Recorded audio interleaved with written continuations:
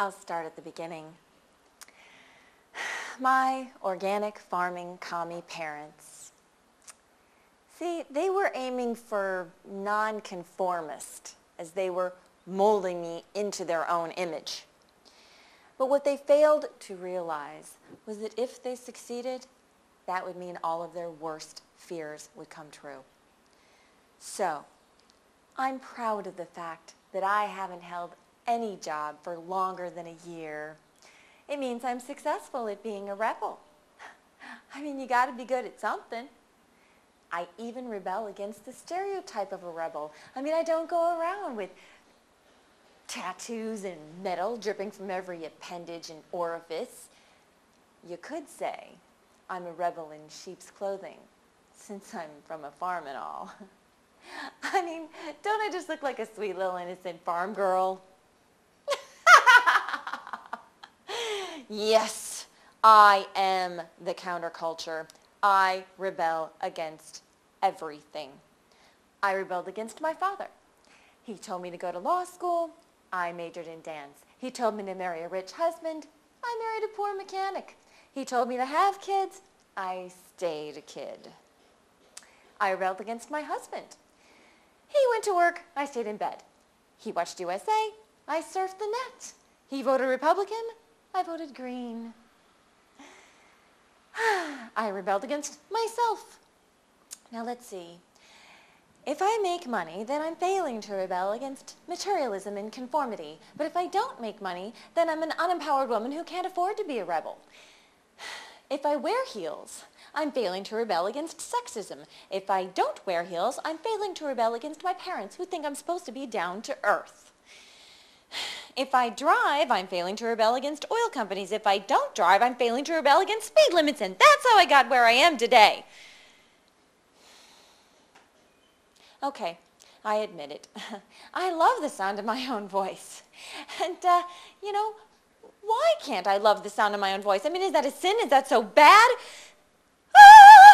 I mean, I can think of a lot of other voices I wish never to hear again. And if it's not all about me, well, who the hell else is it about? You? My dog? George Bush? Paris Hilton? Please. But seriously, I have to think out loud, or else I have to hear myself think, or else I just get confused. Okay. I admit it. I know. I'm over 40, and I still don't know what I want to be when I grow up. But maybe it's time I admitted that I'm already grown up and over the hill and on a downward trajectory. So maybe it's time I figured out not what I want to be, but what I was. So like I said, I majored in dance, thinking that would keep me young and thereby buy me more time to decide what to do with my life. And in the meantime, I'd be having fun doing what I love. I was on the verge of homelessness when I finally figured it out. You had to swap the leotard for a G-string. See, that's marketable. People like that. I mean, I couldn't feel guilt about entertaining men in the only way they understand. I mean, corporate America's policies make poor people poorer, while my policies keep the married men of America from blowing their brains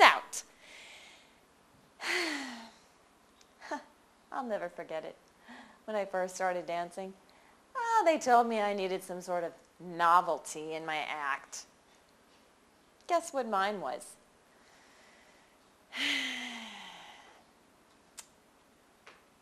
Real boobs.